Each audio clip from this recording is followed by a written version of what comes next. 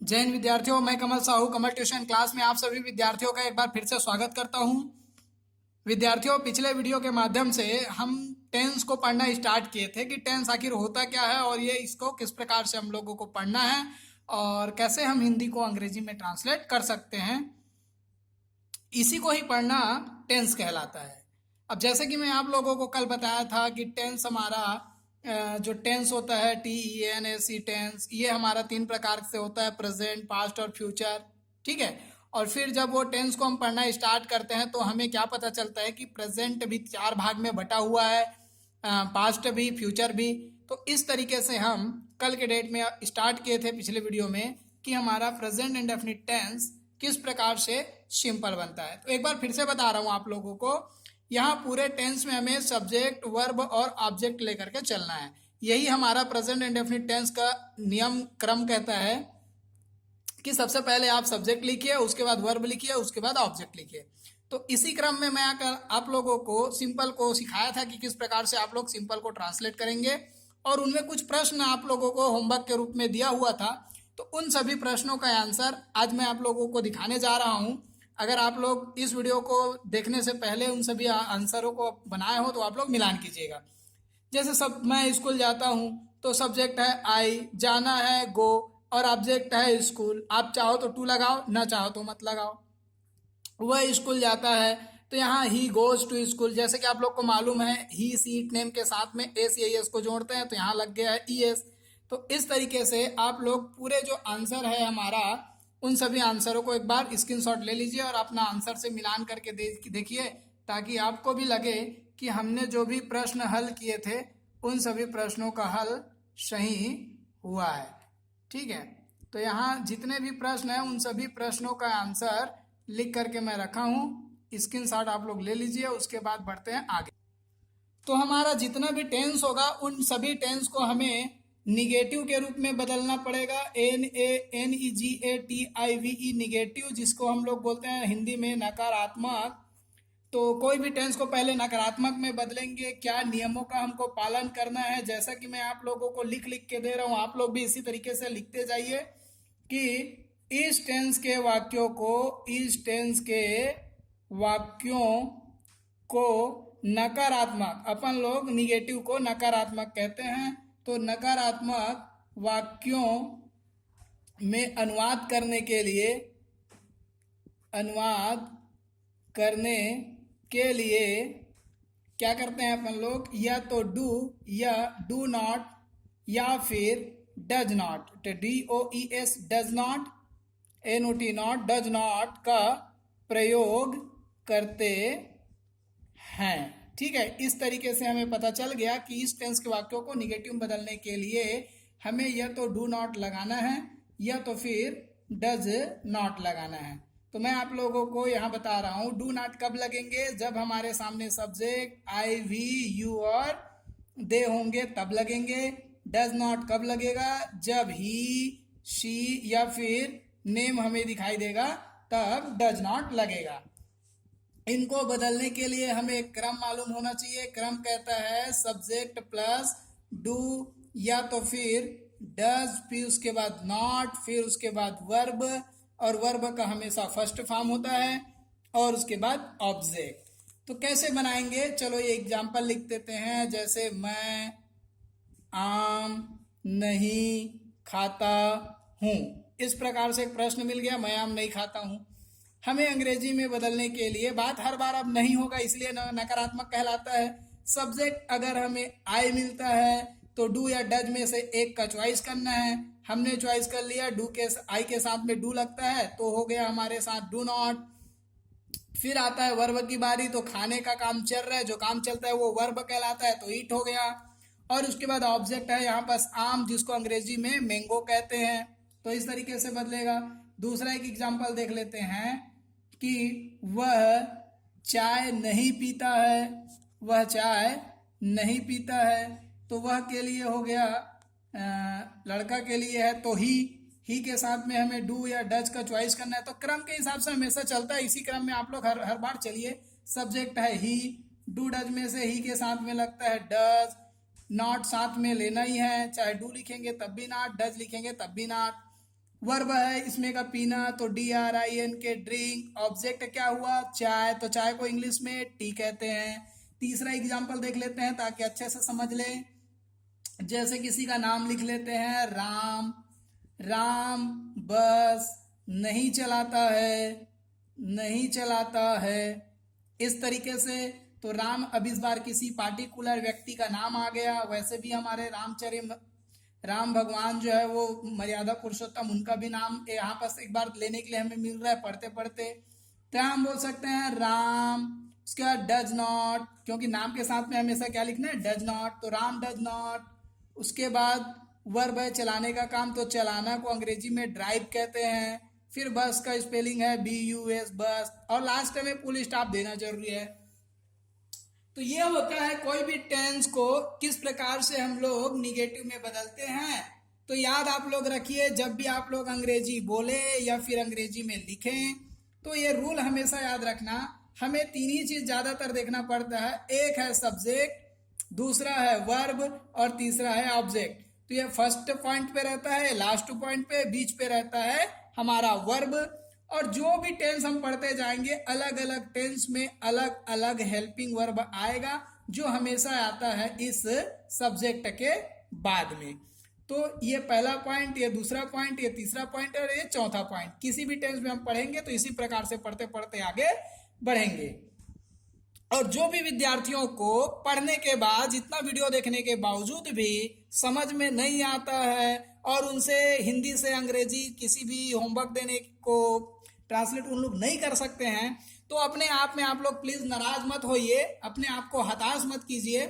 मैं आपके सामने हूं, आप कंटिन्यू मेरे सभी वीडियो को देखिए।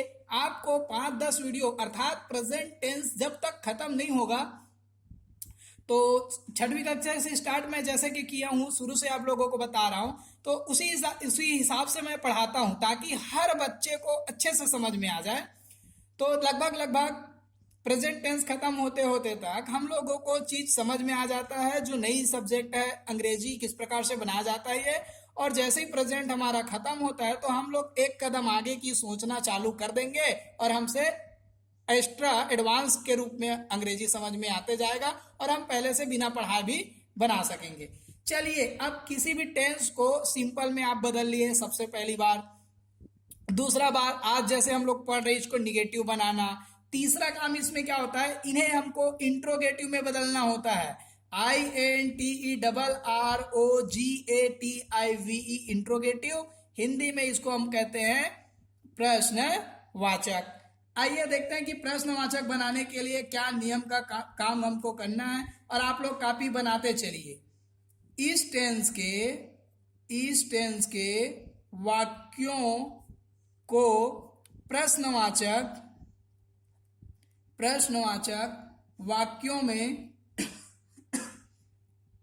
वाक्यों में बदलने के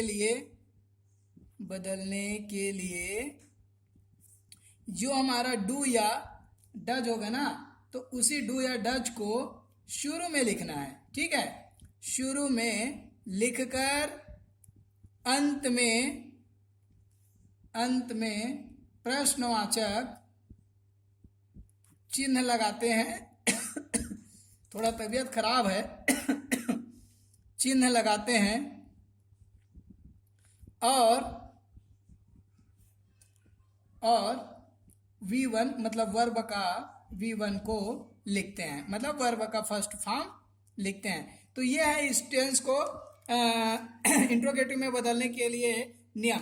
अब देखते हैं हम लोग इसको किस प्रकार से हमको इंट्रोगेटिव बदलने के लिए क्रम का पालन करना पड़ेगा। तो क्रम है इनके लिए, सबसे पहले जैसे कि डू या फिर डज को लिखना पड़ता है, फिर उसके बाद सब्जेक्ट लिखना पड़ेगा। अब वर्ब की बारी आएगा, V1 ऑब्जेक्ट रहेगा, लास्ट में प्रश्नवाचक निशान। अब एक क्वेश्चन हो जाए, क्या मैं पत्र लिखता हूं, तो पूरा हमारा जो टेंस है वो ता हूं, ते हैं, ती है, इस तरीके से लास्ट हमारा बन रहा है। तो ये इसी टेंस के अंतर्गत ही है। सबसे पहले डू और डज, तो ये डू और लिखे कि डज लिखे, ये सब्जेक्ट डिसाइड करेगा, और सब्जेक्ट है आई। तो आई से पहले क्या लिखेंगे, डू लिखेंगे। और अगर आपको समझ में नहीं आता है तो आप पीछे थोड़ा सा देख लीजिए, आपको पता चल जाएगा। सब्जेक्ट के साथ अर्थात आई के साथ में डू रहेगा या डज। वर्ब है लिखना, लिखना को अंग्रेजी में कहते हैं राइट, WRIT राइट। ऑब्जेक्ट है पत्र, LETTER लेटर। और लास्ट में प्रश्नवाचक चिन्ह। इस तरीके से एक और एग्जाम्पल, दूसरा, क्या वह भोजन पकाती है। तो लड़की के लिए है, इस बार लग जाएगा यहाँ पास डज, और लड़की के लिए है तो शी।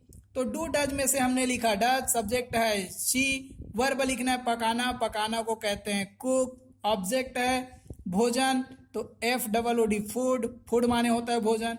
लास्ट में प्रश्नवाचक निशान। तो इस तरीके से किसी भी टेंस में हमें सिंपल, निगेटिव, इंट्रोगेटिव और एक चौथा होता है जिसको आज पढ़ लेंगे INTERRO इंट्रो निगेटिव, तो NEGATIVE इंट्रोगेटिव बनाते हैं। तो चलिए इस चौथे प्रकार को किस प्रकार से हम लोग बनाएंगे, थोड़ा से नियम लिख लेते हैं। नियम क्या कहता है कि इस टेंस के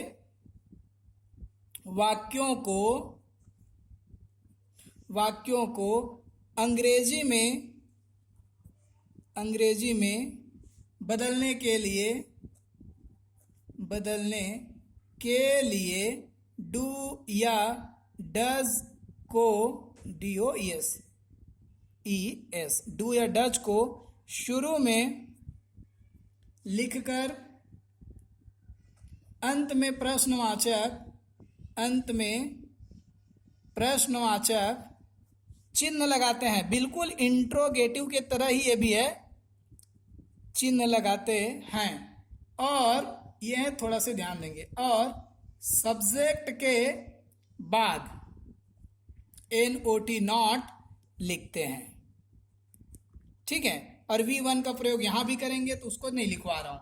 चलिए क्रम देख लेते हैं। तो क्रम है हमारे पास, सबसे पहले डू या फिर डज प्लस सब्जेक्ट प्लस यहां हम रख देंगे नॉट, फिर उसके बाद वर्ब के बाद V1, उसके बाद है ऑब्जेक्ट।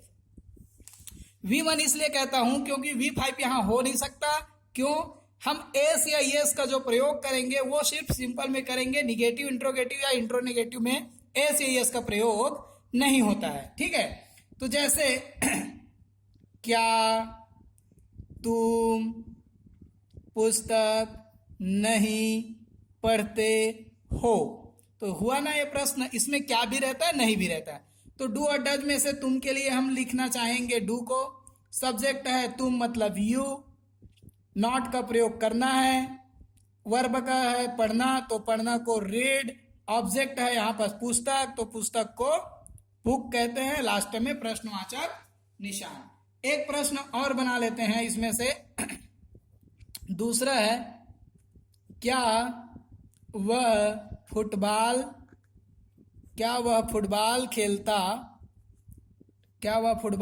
नहीं खेलता है।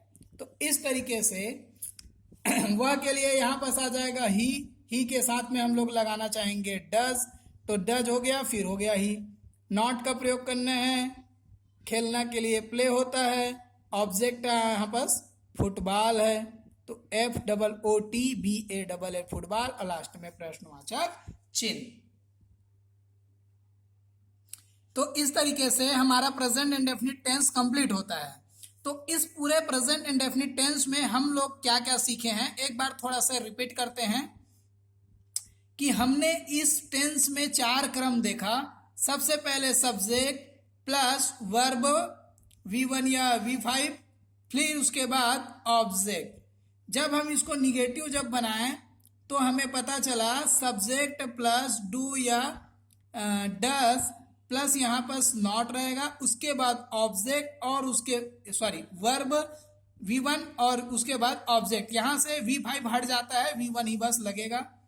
फिर इसके बाद तीसरा में क्या हुआ, डू या डज को हमने पहले लिखा, ठीक है, डू या डज लिखा, फिर उसके बाद सब्जेक्ट को, और सब्जेक्ट के बाद में V1 उसके बाद ऑब्जेक्ट को और प्रश्नवाचक चिन्ह लगाएं।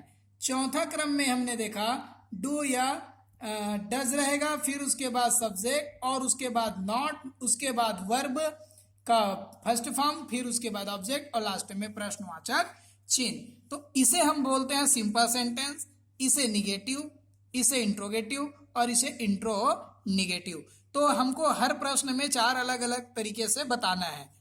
और याद रखिए कभी भी सिर्फ इसी टेंस का मैं बात नहीं करता, आप किसी भी टेंस में जाओ, आपको शुरू में सब्जेक्ट मिलता है, अंत में ऑब्जेक्ट दिखाई देता है। ऑब्जेक्ट से पहले V1, V2, V3, V4, V5 अलग अलग टेंस के हिसाब से अलग अलग रहेगा और इन्हीं के पहले लगता है यहाँ हेल्पिंग वर्ब। जैसे इसमें सिंपल में तो कुछ भी नहीं लगा, निगेटिव इंट्रोगेटिव में लगना चालू हो गया। तो निगेटिव बनाने के लिए सब्जेक्ट के जस्ट बाद में ही हेल्पिंग वर्ब आता है। इंट्रोगेटिव के लिए अर्थात प्रश्नवाचक के लिए इसी हेल्पिंग वर्ब को हमें प्रारंभ में लिखना होता है और इंट्रोनिगेटिव सेंटेंस में सब्जेक्ट के बाद में नॉट लिखना होता है। तो बस हर टेंस को हमें इसी प्रकार से 4 अलग अलग पार्ट में पढ़ना है, सिंपल, निगेटिव, इंट्रोगेटिव, इंट्रोनिगेटिव बना करके। चलिए बढ़ते हैं आज की होमवर्क की ओर। होमवर्क में क्या होगा, जैसे कि पहला यहाँ पर दिख रहा है होमवर्क में, मैं चाय बेचता हूं, तो इनका अंग्रेजी बनाएंगे। सबसे पहले सब्जेक्ट लिखेंगे आई, बेचना हो गया सेल, चाय को बोल दिए टी, तो इस तरीके से ये बन गया। मैं चाय नहीं बेचता हूं तो आई, इसी के बाद में लगाना है हमको हेल्पिंग वर्ब के साथ में नॉट, तो डू नॉट हो गया। फिर सेल टी, तो ये देखिए ये सब्जेक्ट वर्ब और ऑब्जेक्ट इन दोनों का जगह फिक्स है अपने जगह में, सब्जेक्ट भी फिक्स है। इंट्रोगेटिव बनाने के लिए हेल्पिंग वर्ब को पहले रखो, उसके बाद सब्जेक्ट को लिखो, फिर वर्ब और ऑब्जेक्ट, तो वर्ब हो गया सेल, ऑब्जेक्ट हो गया टी और प्रश्नवाचक चिन्ह प्रश्नवाचक वाक्यों में। चौथा है क्या मैं चाय नहीं बेचता हूं, तो ये रहा डू और उसके बाद सब्जेक्ट, अब नॉट यहाँ लिखना है, सेल अपने स्थान पे रहेगा, वर्ब अपने स्थान पे रहेगा, ऑब्जेक्ट यहाँ भी प्रश्नवाचक निशान। तो ये पढ़ाई जो है बिल्कुल ट्यूशन स्टाइल में आप लोगों को अपने घर में वीडियो के माध्यम से देखने के लिए मिलेगा। पूरे छत्तीसगढ़ के विद्यार्थियों में एक क्रांति फैलाना चाहते हैं, गरीब से गरीब विद्यार्थी इस तरीके से आपको बैठा करके यूट्यूब के भी माध्यम से, यूट्यूब चैनल पे कभी भी इस तरीके से पढ़ाई आपको नहीं मिलेगा। प्लीज मेरे सभी वीडियो को आप शुरू से अंत तक देखिए, आपका अंग्रेजी 1 नंबर का हो जाएगा। आपको कभी भी किसी प्रकार का अंग्रेजी ग्रामर में दिक्कत नहीं होगा। आप हिंदी से अंग्रेजी बोलना सीखेंगे, अंग्रेजी विषय आपका स्ट्रांग होगा। यही उम्मीद के साथ मिलते हैं नेक्स्ट वीडियो में, तब तक के लिए जय हिंद, जय भारत विद्यार्थियों। अब हमारा अगला जो भी वीडियो आया करेगा, हर वीडियो एक दिन में एक टेंस पूर्ण रूप से खत्म कराने के लिए मेरा टारगेट रहा करेगा। तो एक ही वीडियो के माध्यम से नेक्स्ट वीडियो में जैसा कि हम लोग पढ़ेंगे प्रेजेंट कंटिन्यूज टेंस, तो प्रेजेंट कंटिन्यूज टेंस में हम सिंपल, निगेटिव, इंट्रोगेटिव, इंट्रोनिगेटिव, तो इन चारों पार्ट को ही समाप्त करते जाएंगे। तो इस तरीके से हमें 12 टेंस समाप्त करने में 12 वीडियो की आवश्यकता होगी और हर वीडियो को हम इसी तरीके से अपना कॉपी बना करके लिखते जाएंगे और अपना होमवर्क को अपना ट्यूशन टीचर कमल साहू के साथ शेयर करते जाएंगे उनके व्हाट्सएप नंबर पे। और जो भी कठिनाई का सामना हमको करना पड़ेगा उनको अपने टीचर कमल सर से पूछेंगे। तो चलिए विद्यार्थियों, एक बार फिर से जय हिंद, जय भारत। मिलते हैं नेक्स्ट वीडियो में।